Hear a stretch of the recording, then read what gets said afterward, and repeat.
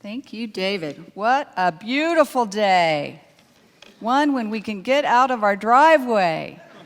Woohoo! Well, we are continuing our series on the Louise Hay book, How to Heal Your Life. And the topic of the day is the spirituality of money. So I wanted to start with the affirmation that is on the front of the bulletin. We're going to kind of say this together if you're comfortable with that. We'll say it out loud, we'll say it proud, and then we'll kind of reflect on what does this actually mean. The very first lines on the bulletin, say aloud with me if you feel like it. Something wonderful is about to happen.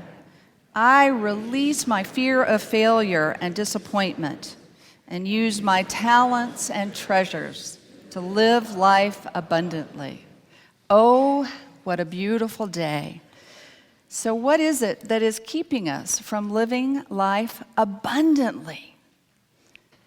And what is this whole thing about money?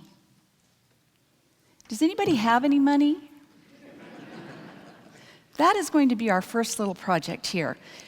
I wanted everybody, I don't have money for everybody, but if you have a dollar bill or some sort of a bill in your wallet or your purse, would you get that out?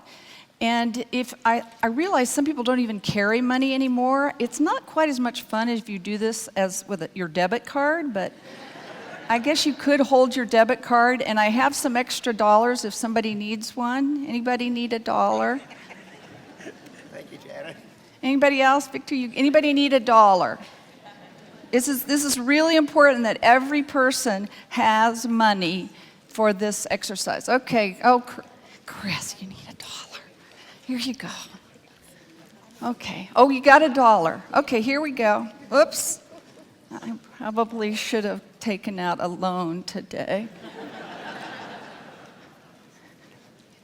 Everybody got a dollar. Don't be shy.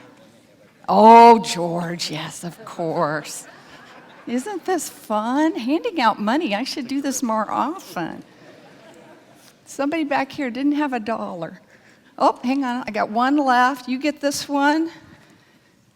And somebody else needed one. There you go. $1 for you. Okay. Duke, do you have a dollar? Oh, here. I need another dollar. Oh, here we go. Thank you. Okay, here we go. When your boss won't even give you a dollar? What's up with that?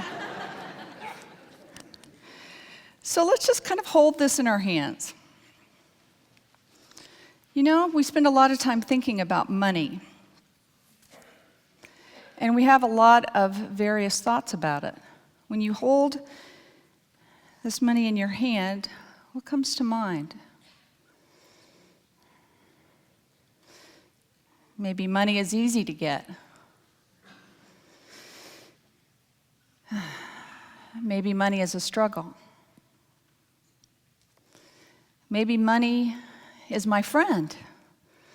Or maybe money doesn't seem to like me very much. Just take a moment and look and see and reflect for you. What does money mean?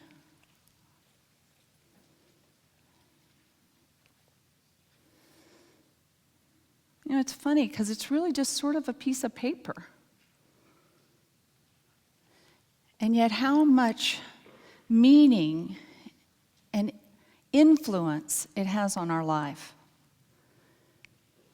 It's just a piece of paper.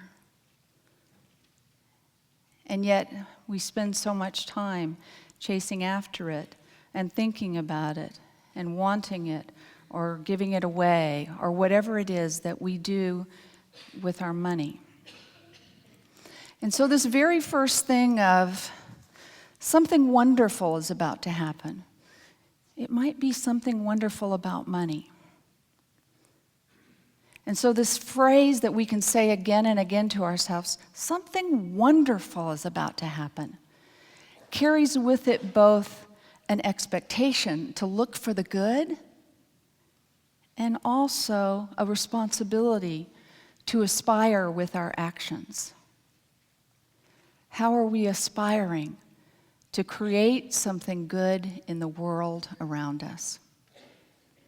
It's just money. And yet we all have these things that we've grown up with about what money is and is not. And so I really don't want to talk about the spirituality of money. I want to talk about what money does for us, what part it plays in our lives, and more importantly, what is living all about, to take this big subject. And so Richard Fawcett sent me the perfect daily affirmation. There's a Science of Mind minister named Noel McInnes, and he says that many of us are stuck in absence-mindedness. Absence-mindedness, a chronic sense of lack. And he himself said that he struggled with it for many years, and he tried to decide what was it that was causing me to see only the lack in the world and to not see the abundance and the joy and all the good that is there to be created and to live. And he said, first of all, for him, he found that he often tried to please others, which isn't so bad. But even pleasing others when he knew that it wasn't the best for him, when he wasn't being true to his values, he was still trying to please others and do what they were telling him was the right thing to do. And secondly, he said that he was focusing on what was broken, not what was fixed, not what he could use to improve his life and to find the good, but to what was broken, what was lacking, what was missing. And then lastly, he said he had gotten comfortable with feeling that sense of struggle. It had become a daily friend. He just constantly felt like life was struggling. And so when Noel McInnes started to evaluate what it is that is keeping me from feeling like something wonderful is about to happen, he realized that it was simply his perception of what was going on. And that he could start by changing his perception, and that would change his thoughts, and that would change his actions, and that would enable something wonderful to happen. And so we all have this ability to go beyond just the need to please others, to do the hard work to look within ourselves of what is it of value that we want to do. What is it our time and our talents and our treasures could give to the world? So I'm really excited to talk about a man that you might know named Howard Thurman. Does anybody know Howard Thurman? He was born in 1899 and he passed away in 1981.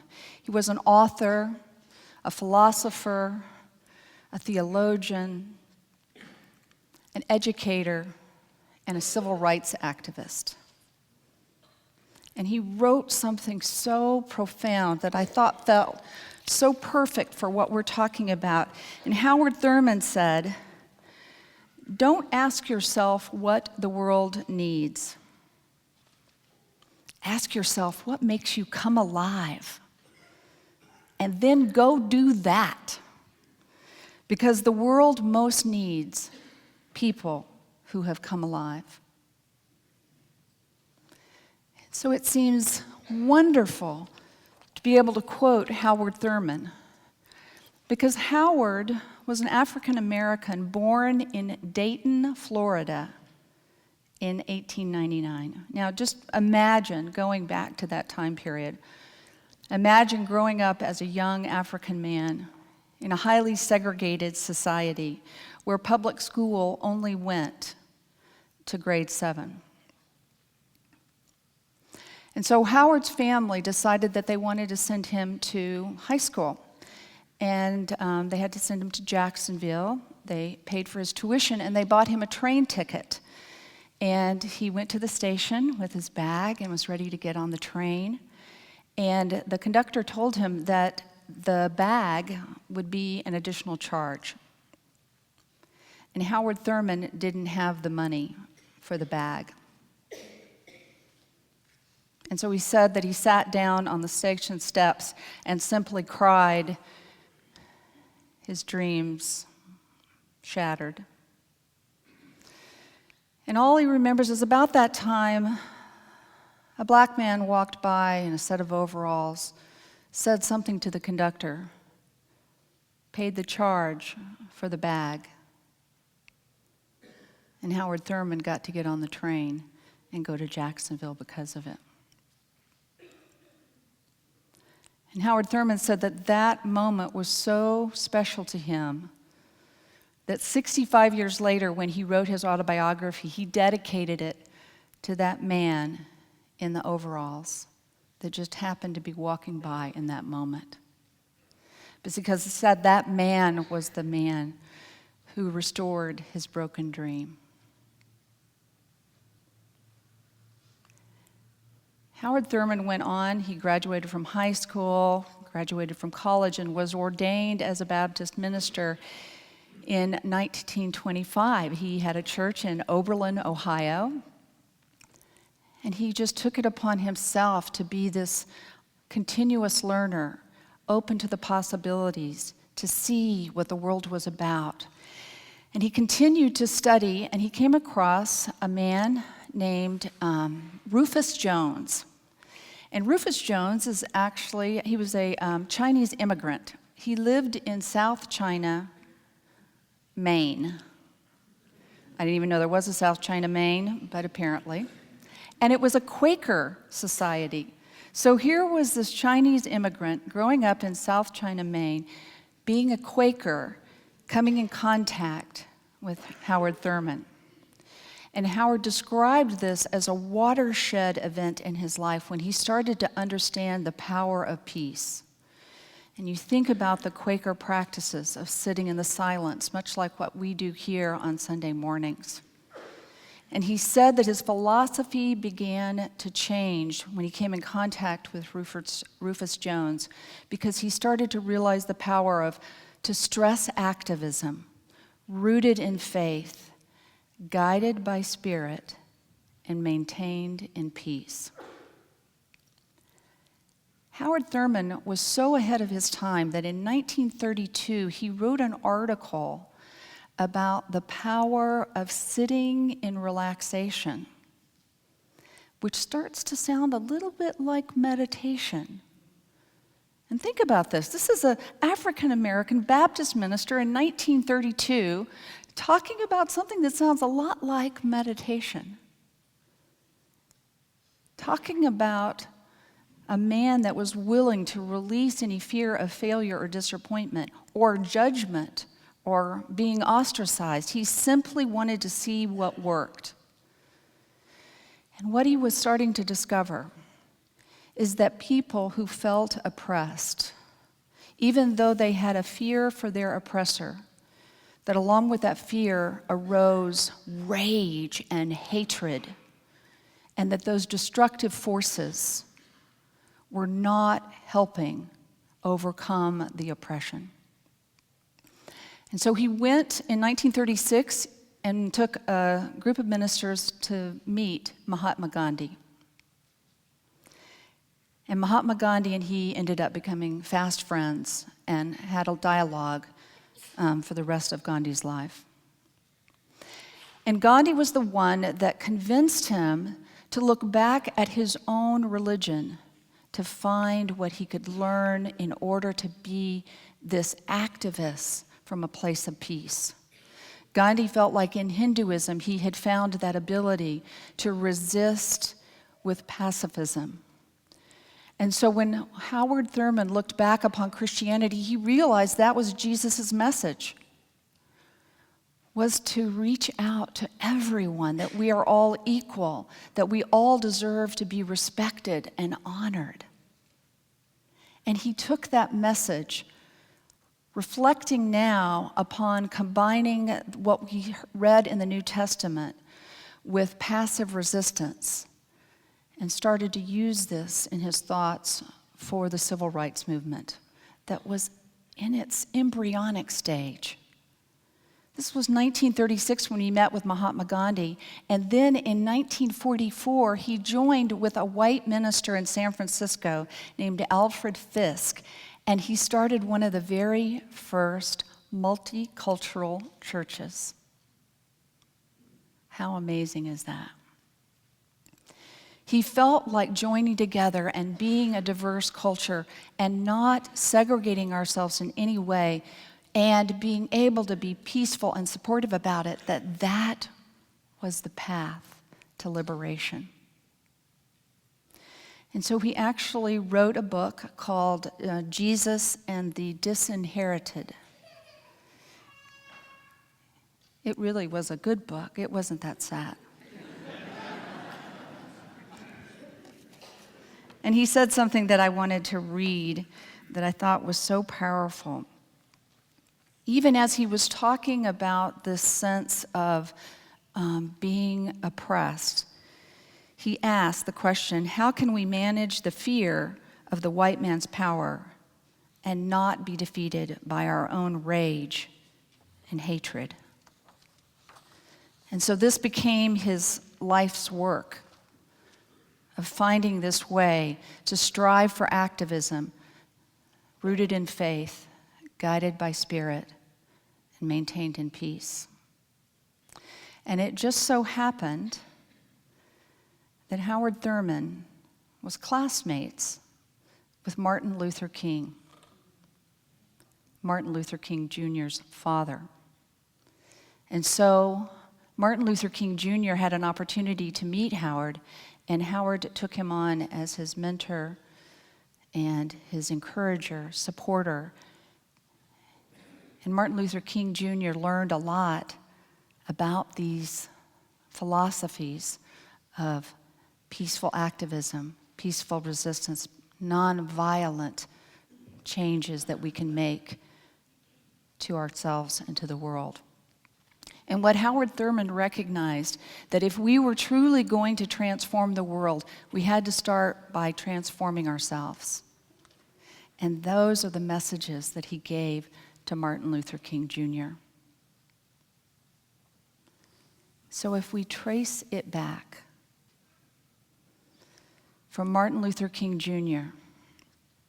to the white minister Alfred Fisk, who was willing to take a chance on starting a multicultural church, to Mahatma Gandhi, who was able to talk to this African-American Baptist minister about peace and resistance and nonviolence, to Rufus Jones, who was this Chinese immigrant raised as a Quaker that was talking about meditation and mindfulness when no one had heard the terms.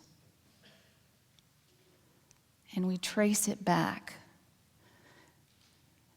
to that man who just happened to be walking by, the one in the overalls, who talked to the conductor and paid the charge for the bag. And so when we think about the spirituality of money, it's not the piece of paper, but it's what we do with it.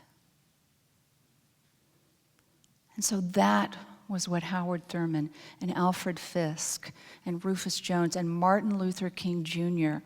were encouraging us to do. To find that which makes us feel alive and do that. And that's what the world needs more of. And so before we do the meditation, where we have this opportunity to reflect on what is money in our life? What is that which makes our heart sings? And what is it that we would do that might create that chain reaction that could transform the world? Before we take that into meditation, I'm hoping you will say with me again these powerful words of affirmation and take them as your own. And if we can say them out loud together from our hearts, to say the words, something wonderful is about to happen. I release my fear of failure and disappointment. I use my talents and treasures to live life abundantly. And so all the way to Louise Hay and You Can Heal Your Life, learning from these great masters and knowing that each of you sitting here today have everything you need to not only transform yourself, but maybe even to change the world, if even just a bit. So let's take those thoughts into meditation.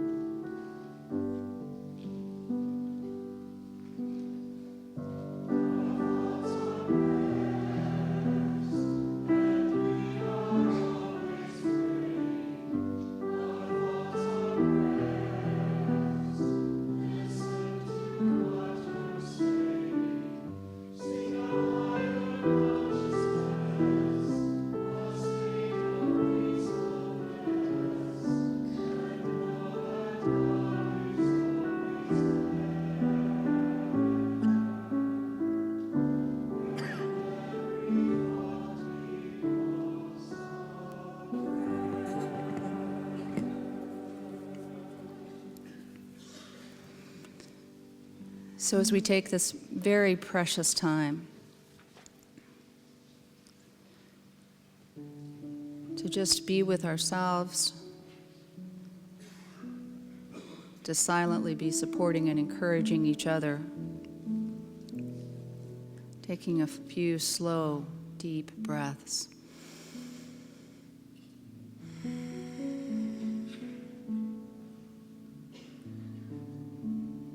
Breathing out any sense of stress or struggle.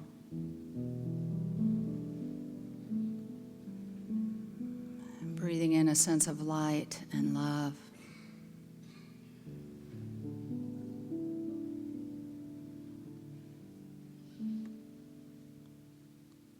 And in this moment, we have the opportunity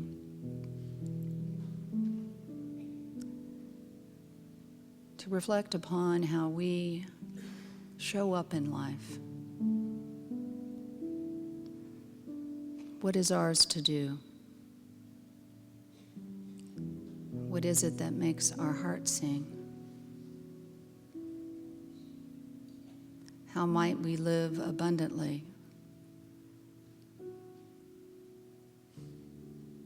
Fully living our life and fully and joyfully supporting others in living theirs.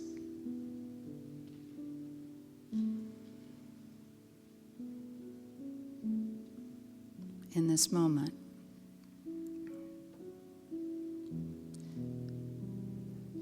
feel that sense of the love and support that is all around you.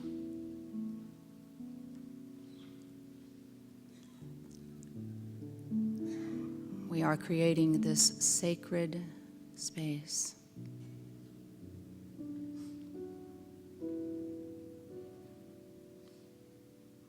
Without words, we are communicating with each other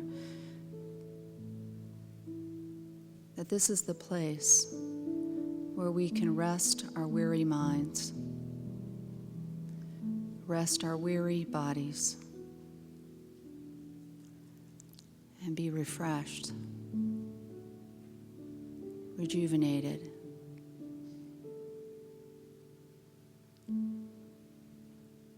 To re-examine the way that we have looked at ourselves and the world that might have been limiting, and to take this special opportunity, this precious gift that we give to ourselves, to sit in the silence and to listen to the wisdom of our heart, to listen to the guidance of God, the guidance of the Spirit manifesting through us in the silence.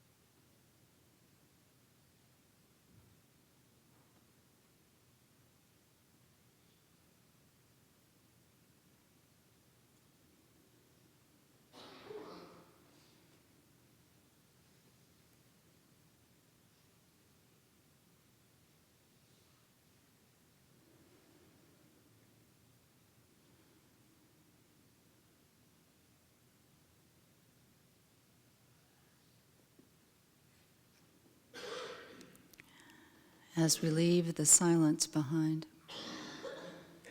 We know that we take with us this innate wisdom, this divine guidance.